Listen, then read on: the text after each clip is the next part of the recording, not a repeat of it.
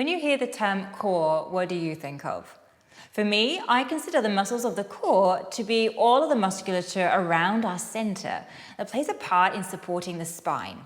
All the abdominals, side muscles, back muscles, and even the hip muscles. Let me talk you through a sequence to visit some of each of these. Notice the connection that the core has to the rest of the body. And actually how in each of the classes we've already been working our core muscles to efficiently move the rest of the body. Come and start on your back. So lie down and bring your knees in towards you. Take your hands onto your belly and lengthen your tailbone. So feel your deeper belly muscles drawing in. Then start to take your legs up into the air. Don't need to go straight. From here, keep your belly drawing in and start to circle your feet in a small circle. Let the feet and the legs relax. Start to make the circle a little bit bigger. Now feel this stability coming from your center. The abdominals here supporting the low back. And that connection with the hip flexors. And with the legs, allowing them to move freely. Let's go backwards.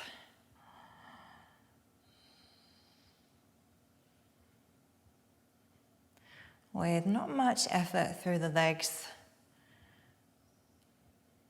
Because our focus is here on our core center.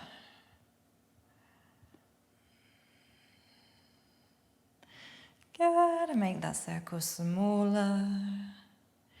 And then float the feet down to the floor. Inhale, little bridge. Lift, peel the hips up. And slowly come back down. Bring the knees in towards you again. Start to rock a little bit from side to side. And then see how far you can comfortably rock without tipping over. Notice that you need to maintain that abdominal strength and engagement there. And then you start to recruit some of your side body muscles.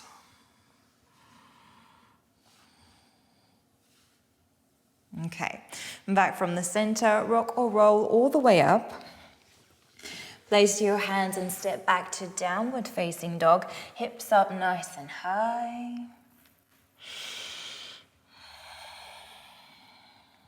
Slow inhale, take your right leg up and back behind. Exhale, take your knee towards your chest, hug the belly in. And then slowly place your right foot up to the top. Give it a hand if you need to. Coming all the way up. And then open to your left. Open your arms out wide, drop your back heel. So we have heel to arch in our warrior two. Hug the front knee out. Lengthen the tailbone so we feel long in the torso. Belly draws in, reach your arms up. Reach just a couple of inches back. Back to the center, and then just a couple of inches forwards. Go, keep hugging in through the center. In and up through the belly.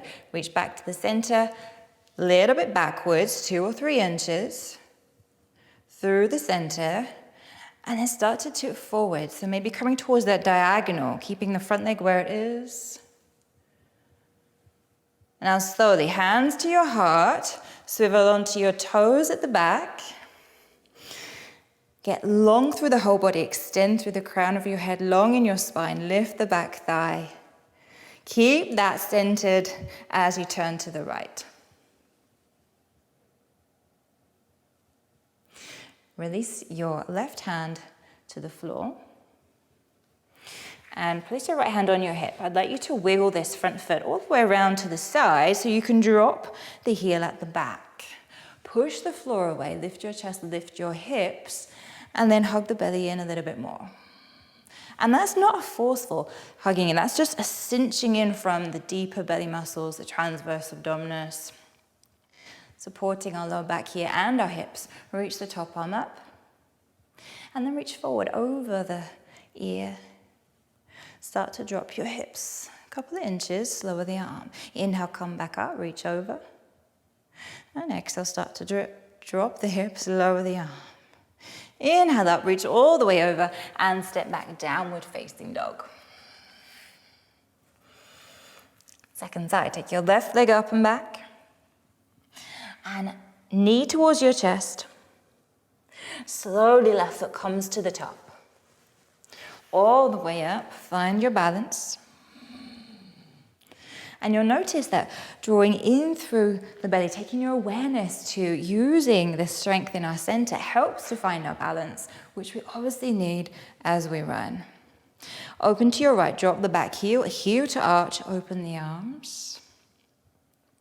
Take your arms all the way up. And then we'll go just a couple of inches back, see if we can keep everything else still. Through the center, and then a couple of inches forwards. Center. Part way back, using that side body strength, center, and forwards towards that diagonal.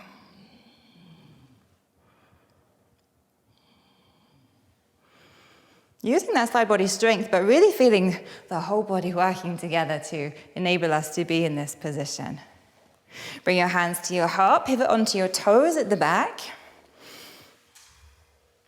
So our torso is extended, hug in, cinch in, hug your left hip back and slowly spin a little bit to the left.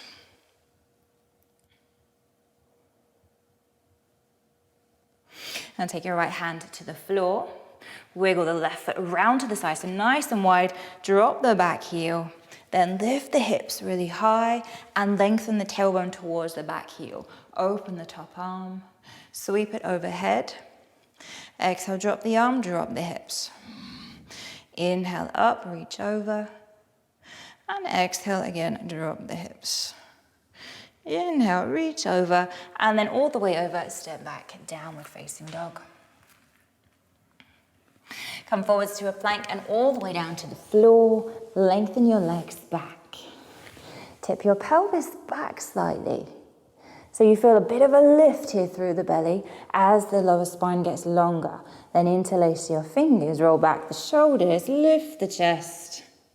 Keep the belly drawing in, tailbone lengthening as you float your legs.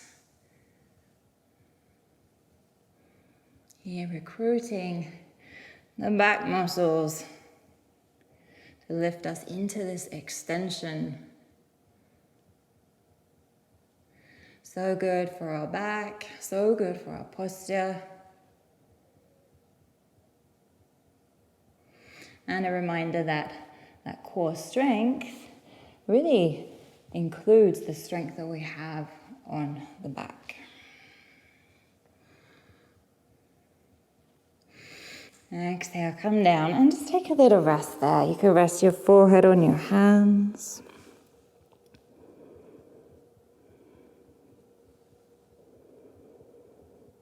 And take a few long breaths, breathing into your belly. Feel your belly against your mat.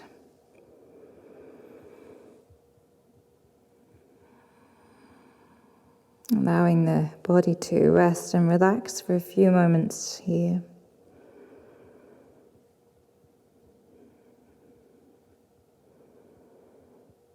Learning how to both switch on our muscles, but also how to switch off and rest and recover as well.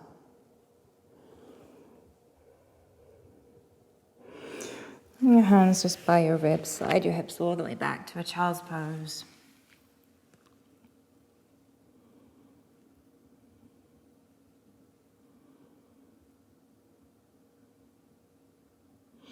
Slowly roll up onto your heels.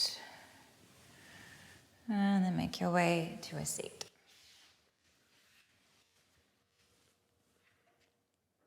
You can see that there's no point in working on the superficial belly muscles in isolation, and that we have much deeper musculature to draw upon.